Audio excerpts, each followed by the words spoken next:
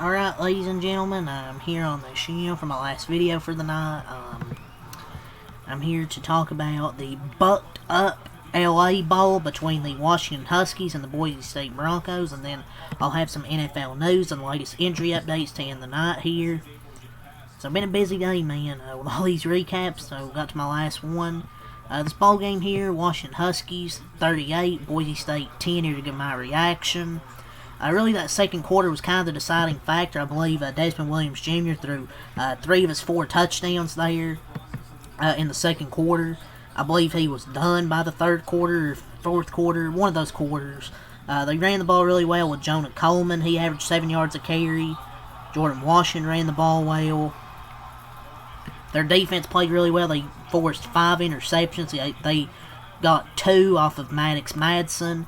Max Cutforth coming in the game. He threw 3 interceptions. So great job by that Washington defense to end the season strong.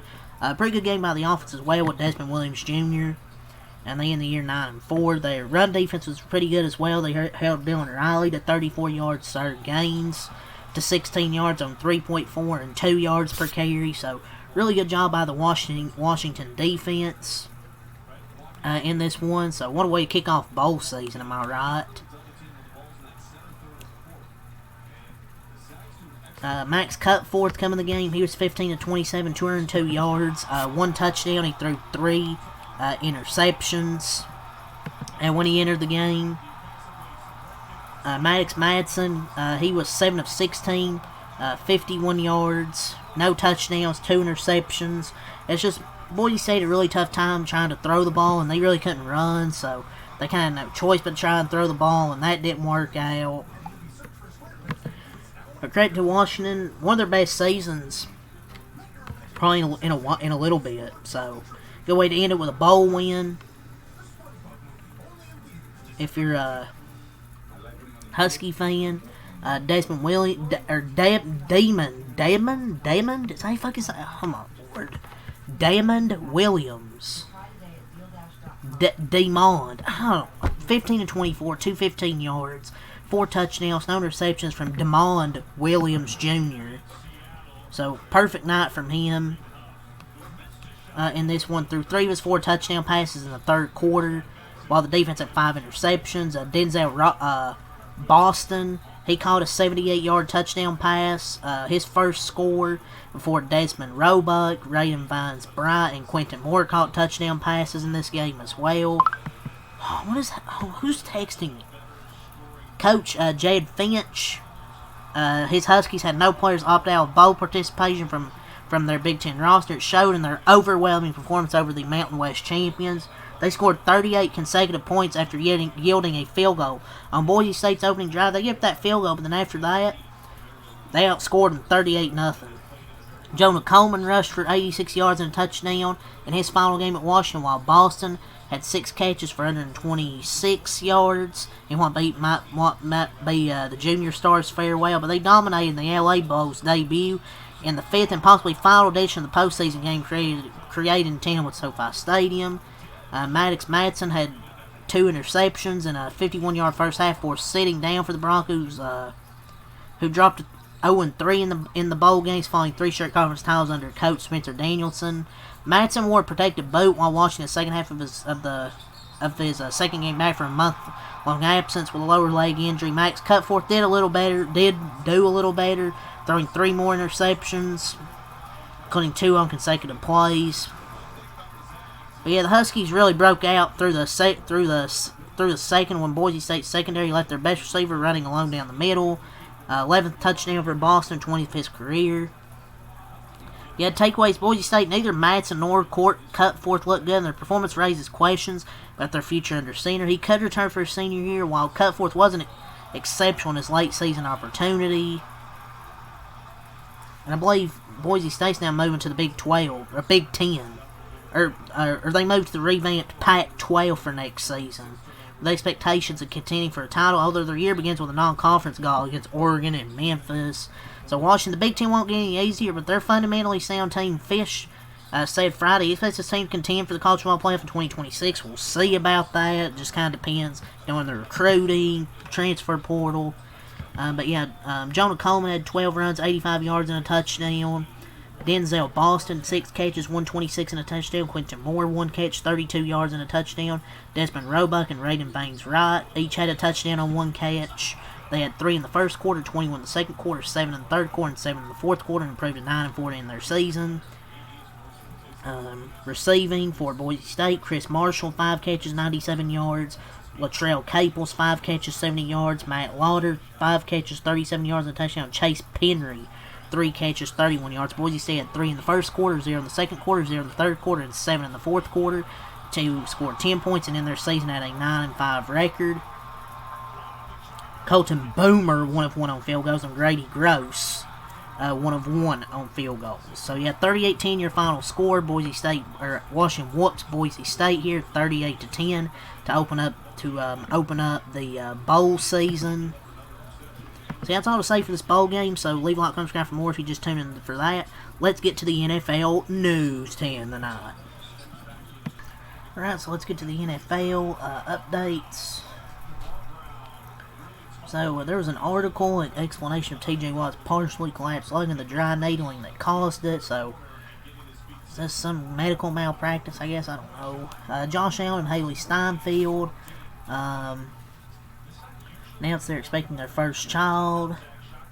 Oh, I'm Josh Allen. I'm banging Haley Steinfeld. Fuck you.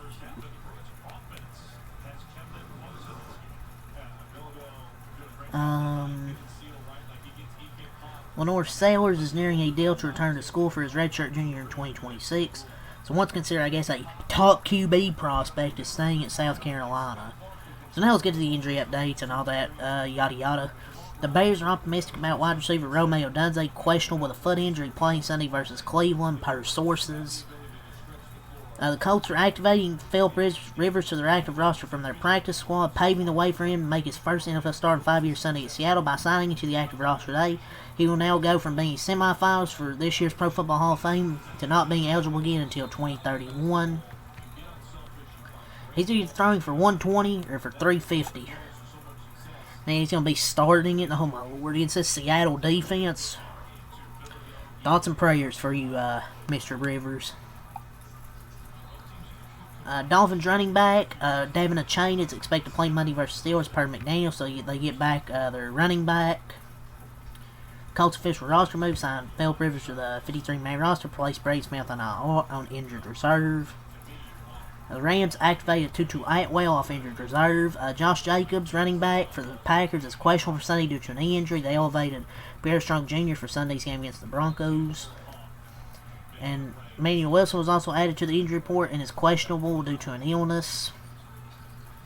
49ers running back Christian McCaffrey has been added to the injury report and is questionable for Sunday's game versus Titans due to a back injury. Ravens activated Ardarius Washington, outside linebacker Tavius Robinson off injured reserve. Jets roster moves placed Azariah Thomas on injured reserve and elevated Adrian Martinez from the practice squad. So despite being added to the injury report as questionable, the 49ers expect running back Christian McCaffrey to be, quote, good to go Sunday versus Titans, per source.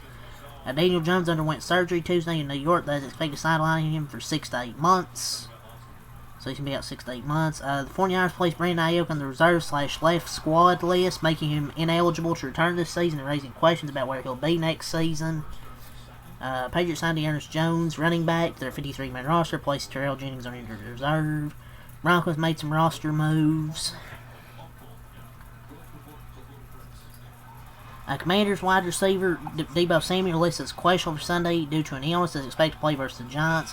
Chris Rodriguez, running back, listed as questionable due to a groin injury. Plans to test his injury in pre-game warm-up to see if he can go versus the Giants.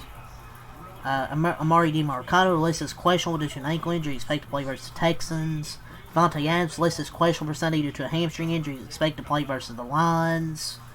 Nick Chubb listed as questionable for Sunday due to a rib injury. He's not expected to play versus the Cardinals, per source. Emmanuel Wilson listed as questionable due to an illness. Needs to see how he feels Sunday before determining whether he can play, per source. He showed up at the team's training facility Saturday with a virus, was sent home given medication. The team is hoping he will feel well enough Sunday to play versus the Broncos. Josh Jacobs, listed as questionable due to a knee injury, is expected to play. He didn't practice Wednesday and Thursday, and they're they're also mindful that it has another game in 6 days in Chicago, but Jacobs is expected to play. That's all from Schefter. So one thing here from JP Football, the franchise tag could potentially be in play for Falcons tight end Kyle Pitts per rap sheet.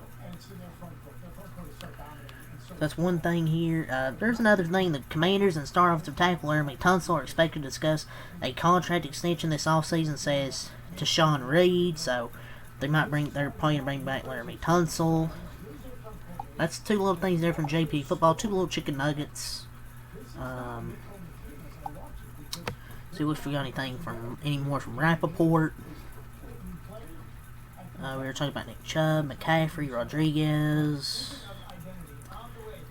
Jake Ferguson, Calf, and Jadeveon Clowney are both listed as questionable and are both expected to play Sunday versus the Vikings. So Jadeveon Clowney, Jake Ferguson, looks like they're going to play.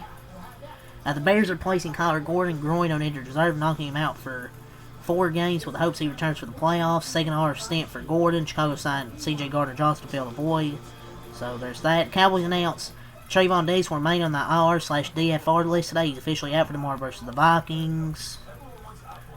I think that's it, really. I think that's it, to be honest. Or the potential number 1 pick, probably the next draft, Fernando Mendoza won the Heisman. So there's that. But yeah, that's all I'm saying. Leave a like, comment, subscribe for more, and check some out. Like, peace, have a good night, and I'll be back here tomorrow with another busy schedule of NFL, the Warriors game. So yeah, I'll say, peace.